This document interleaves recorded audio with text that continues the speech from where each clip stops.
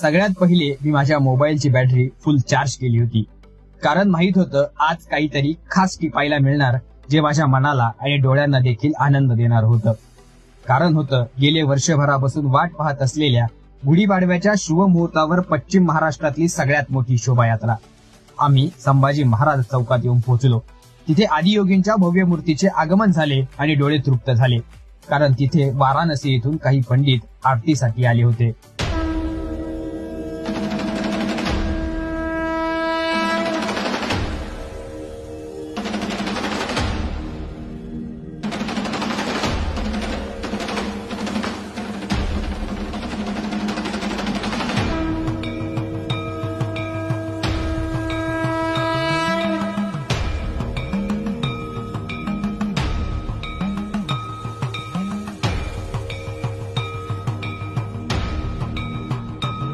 त्यानंतर पवनपुत्र हनुमानजी यांच्या 12 फूट उंच असणाऱ्या भव्य दिव्य अशा मूर्तीचे आगमन झाले आणि या दृश्याला मी माझ्या नजरेत आणि कॅमेऱ्यात कैद करत लक्ष्मी रोडच्या दिशेनं वाटचाल करत निघालो.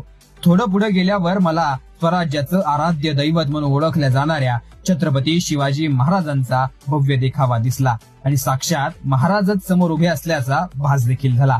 भगव्या रंगात न्हावून गेलेलं हे मंचर शहर आणि जय भवानी जय शिवाजीच्या गर्जनेनं संपूर्ण परिसर दणाणून गेला. त्याचबरोबर दांडपट्टा, तलवारबाजी, भालाकाठी यांसारखे मर्दानी खेळ पाहून मराठ्यांच्या शौर्याची आठवण देखील झाली.